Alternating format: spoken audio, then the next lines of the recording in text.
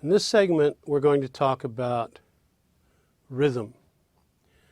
I'm going to start by talking about rhythm in language and how it's created, what the components are, and how you do it. Line length is determined not by the number of syllables, but by the number of stressed syllables in a line. Okay, what is a stressed syllable? What is an unstressed syllable? And that sort of goes to what is a language?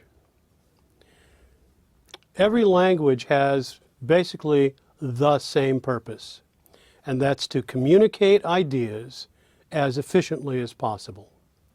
Consequently, every language tends to speak legato. That is to say, we don't stop between our words, we just keep going, connecting all of the sounds together as we move. That's the reason why when you are listening to somebody speak a language that you don't know, it sounds like they're really talking fast. Now, I don't think that I'm really talking fast here, but if you didn't know English, it would sound like I'm really talking fast. What you have in order to slow things down is a way of listening to what I say that makes the language efficient in spite of the fact that it's legato and that I'm not stopping between my words. If I was stopping between my words, then it would seem to be not only inefficient, but after a while it would get boring and perhaps even a little irritating. So I'll stop. So that legato is the norm for language. So what we do, at least in English, and of course really in every language, is that we build a couple of extra layers. And some languages build layers differently than others, but in English we build layers by creating pitch variations in the language. Now, let's divide the language into two categories. Words with many syllables, multi-syllable words, and one-syllable words.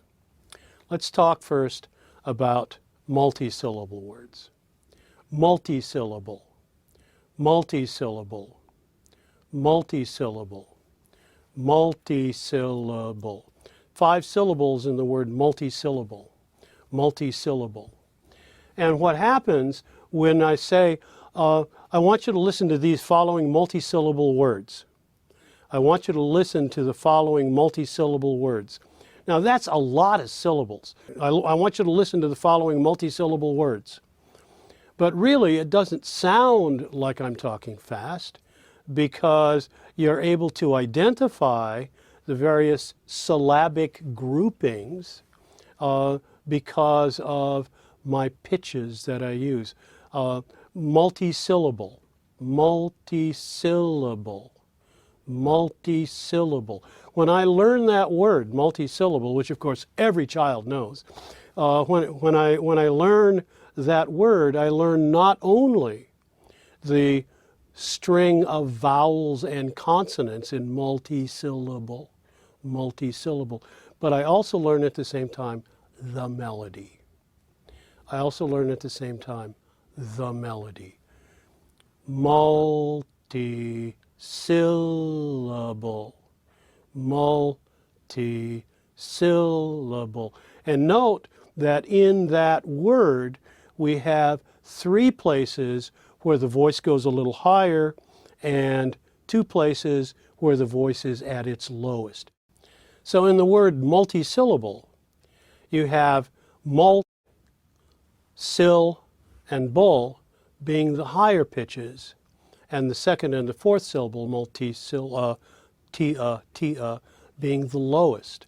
But note that between mult, syll, and bull, that even though they are 3 high pitches, the middle one, in this case, syll, is the highest pitch.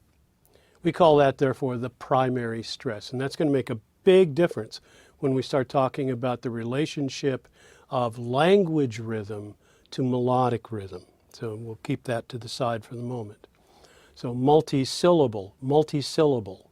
And so by listening to the pitches, we have this little melody that's created, multi-syllable.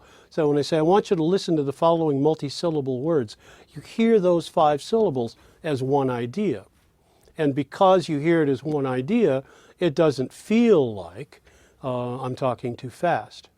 And note that I want you to listen to the following, listen to the following, listen.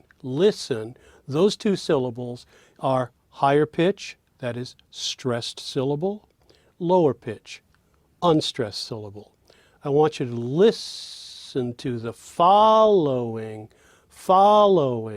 and note that the fall of following is the highest pitch, follow, the low is the low pitch, and then the ing is just slightly higher than the low, following, and maybe even the same pitch, so that the melody of listen and following and multi-syllable now give us a kind of safety net in being able to understand this legato flow of syllables, and just to hear a limited number of ideas, because we have learned that the 5 syllables of multi-syllable really mean only one thing.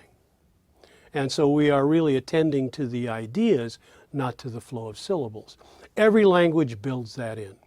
So that when we're talking about words of 2 or more syllables, that category of multi-syllable words, we learn, as we learn the words, the melody. That is to say, we learn where the stressed syllables are. And all you have to do is just say the word without listening, banana, banana, banana, without listening to the word as it goes by, and say it 3 or 4 times, without paying any attention to what you're saying. If you start listening, you're going to screw it up every time. But just do it 3 or 4 times so that you get it in your mouth the right way, and then slow it down. And listen to where the higher and lower pitches are. And that will always tell you where the stressed syllables are. Note, by the way, that you can also look up the multi-syllable words in what's called the Book of Agreements. That Book of Agreements lists all of the words in our language, and especially the multi-syllable words. It will show you where the primary stress is, that is, where the highest pitch is. The Book of Agreements is also, by the way, called the dictionary. So you could look it up there too. So that multi-syllable words are easy. They will always have a melody. Now I want you to note, while we're on this multi-syllable thing, that pitches can sometimes vary. That in the U.S., for example, regionally, the word P-O-L-I-C-E is pronounced generally in the northern part of the U.S. as police. But in the southern part of the U.S., it's pronounced police. And so there's a difference in pitch between police, called a police, and called a police. And those regional differences are really helpful in writing a song that, say, takes on the characteristic of a southern sheriff or something like that, where he's calling about, hey, did you call the police?